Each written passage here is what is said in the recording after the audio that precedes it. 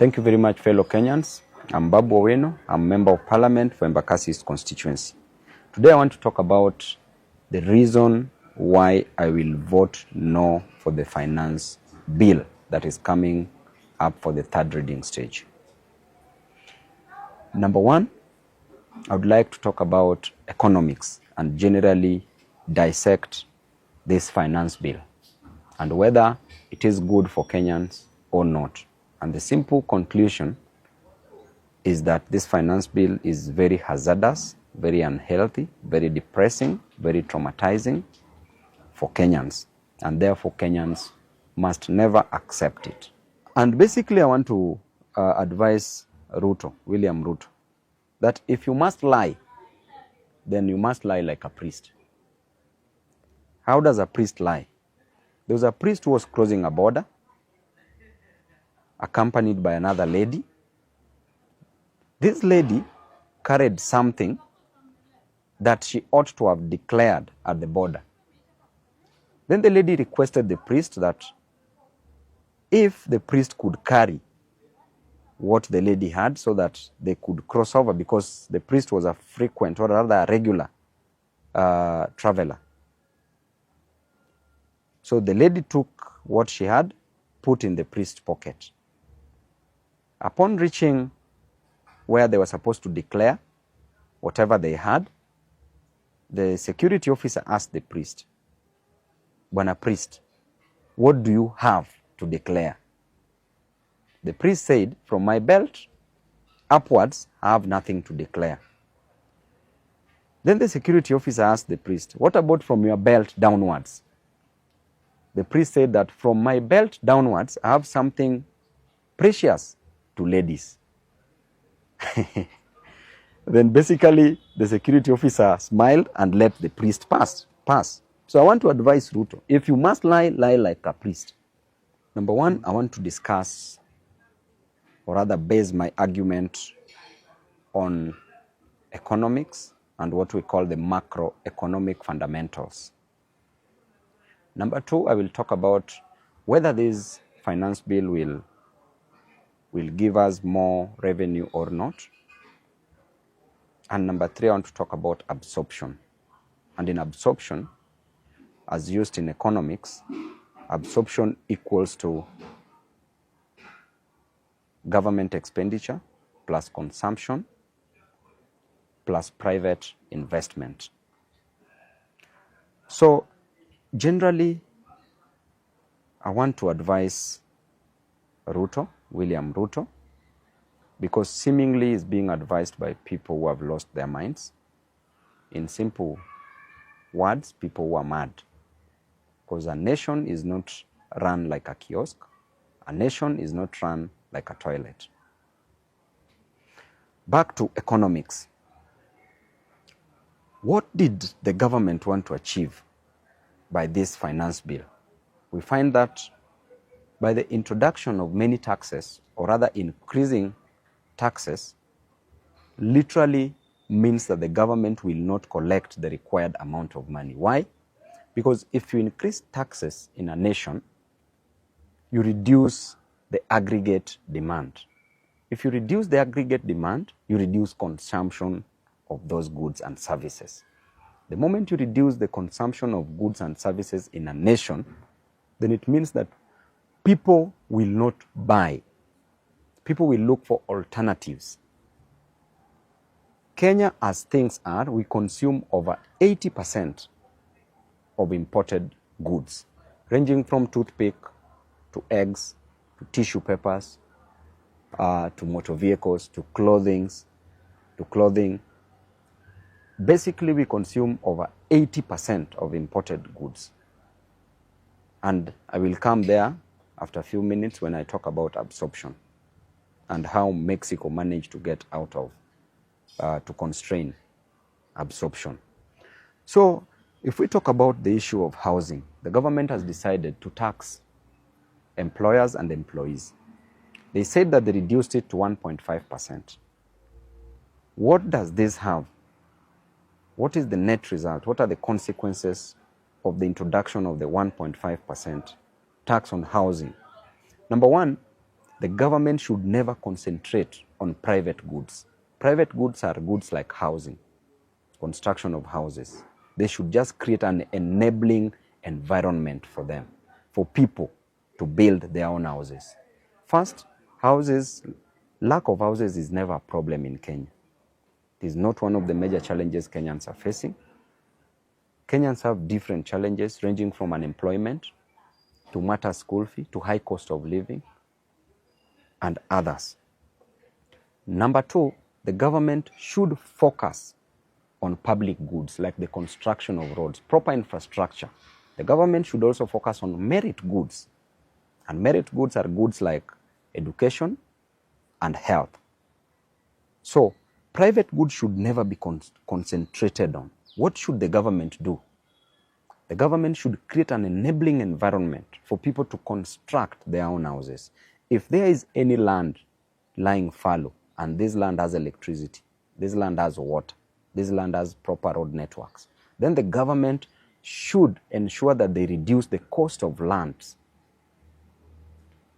for an individual, for Kenyans, so that they are in a position to purchase land and construct their houses. If they are employed, then these people can start even by constructing mabati houses. Then thereafter, they can graduate into constructing more modern houses.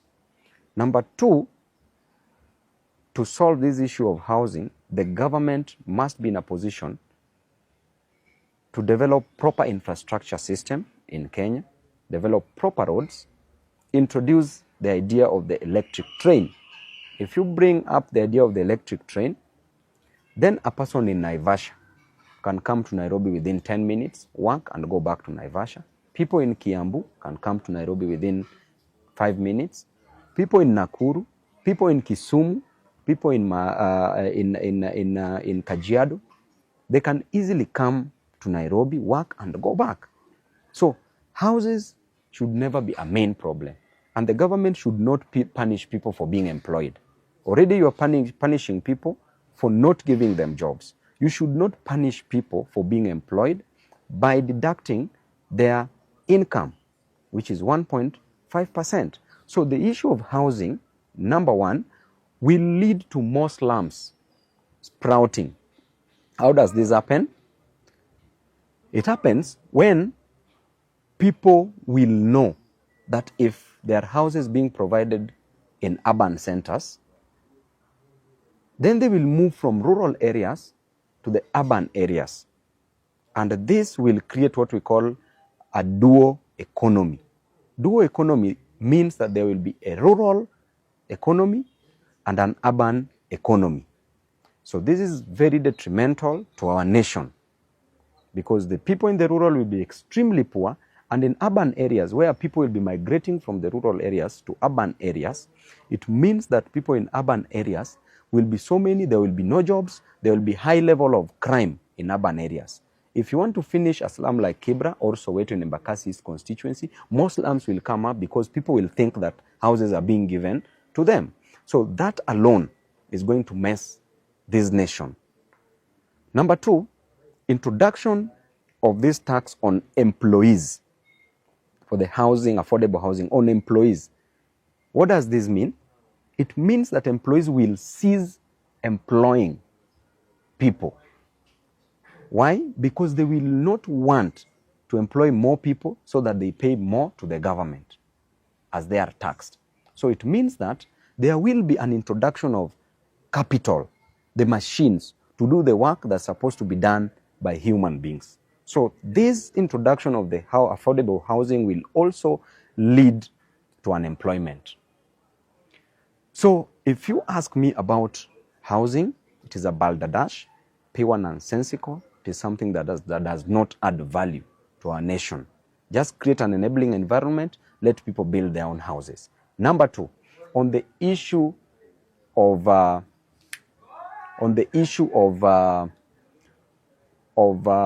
introduction of high taxes on fuel. What the government is doing is killing this nation. If you increase fuel, you literally increase the value of anything, any good and service that is supposed to be transported or exported from one area to the other. So what is the government doing? If you increase that, machines that are used in the farm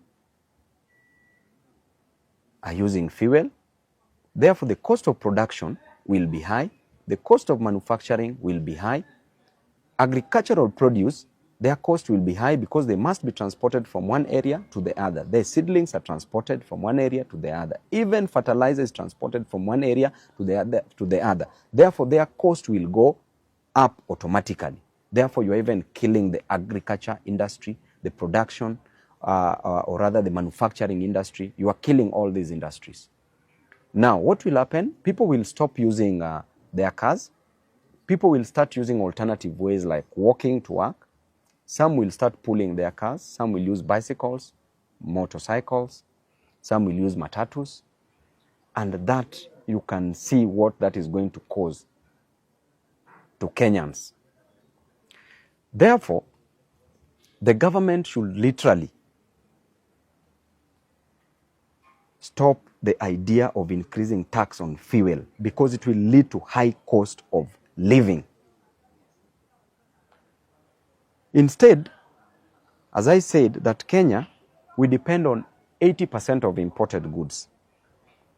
With these 80% of imported goods, our economy, every money that we get in our economy mostly will go to the foreign companies, will go to the foreign countries. There's a leakage and most of our money will be used in foreign countries. Our nation, we consume 80%, over 80% of foreign goods, as I said, ranging from toothpick to eggs to even chicken, to tissue papers, to clothes, to motor vehicles, so many things, over 80%. And with the consumption of that, what should the government do?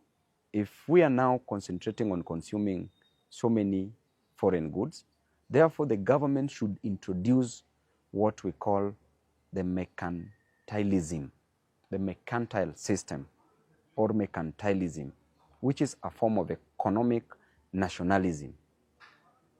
The government should introduce that concept where we depend less on imported goods and we export more goods. We introduce manufacturing industries in our country to provide jobs, and mercantilism is the best way to provide jobs in our nation. We introduce that so that the goods that we export can earn us foreign income. Instead of Kenya as a nation, we say we want to depend on agriculture, but even what we produce from agriculture in itself does not sustain us. So the introduction of the tax on fuel, or rather the fuel levy, will really further bring the high cost of living to its optimum.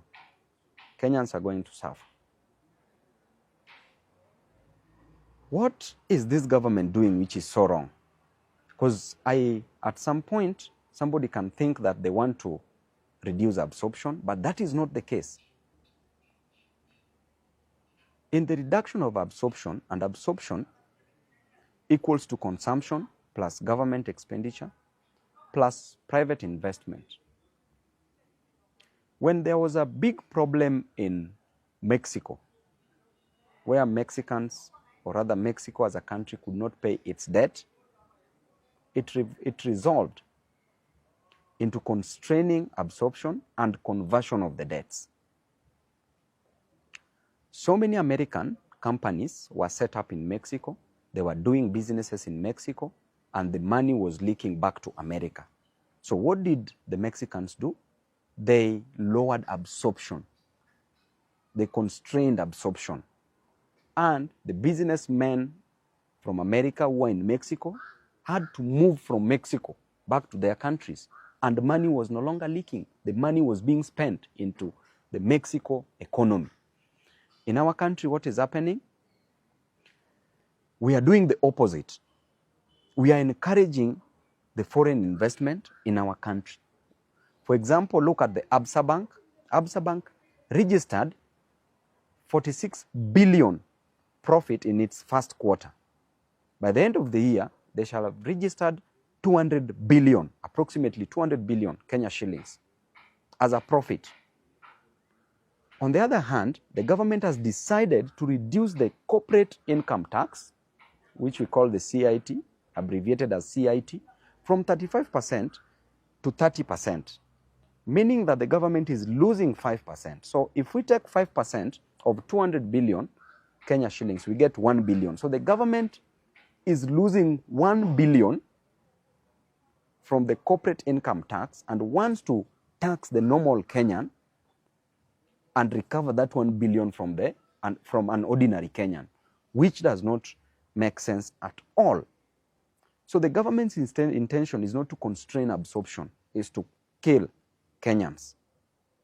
Because we ought to have increased that tax for the corporate income tax, for the foreign companies that is making our economy, or rather the economy of the Kenya leak into other economies. Our money is being invested outside because Absa is not Kenyan-based company. It is based in South Africa. Therefore, why are we giving all the money that Kenyans are making in Kenya to Absa and taking it back to South Africa? We should tax that heavily so that that money we can benefit from it. Because if we take a profit of 200 billion to South Africa, what are we remaining with here in Kenya? So because the government is not considerate and they are allowing a lot of nonsense, so basically this finance bill is going to destroy the lives of Kenyans. The finance bill, you're even financing Mama Mboga who are doing the chama system, the merry-go-rounds. And indeed, this bottom-up means taking money from the bottom, from the Mama Mbogas, from the hustlers, taking it up in form of a tax. And that up there, it is an automatic, there's an automatic result that the money will disappear. So if you look at economics, this idea of a finance bill has failed. And I can assure you that in the next financial year, Kenya is not going to collect a revenue more than 2 trillion. Why? Because if you increase tax, you reduce the aggregate demand, you reduce the consumption, therefore you cannot collect. As simple as that. So whoever is advising William Ruto, I think that person must have come from another planet, not from our planet. Thank you and God bless you.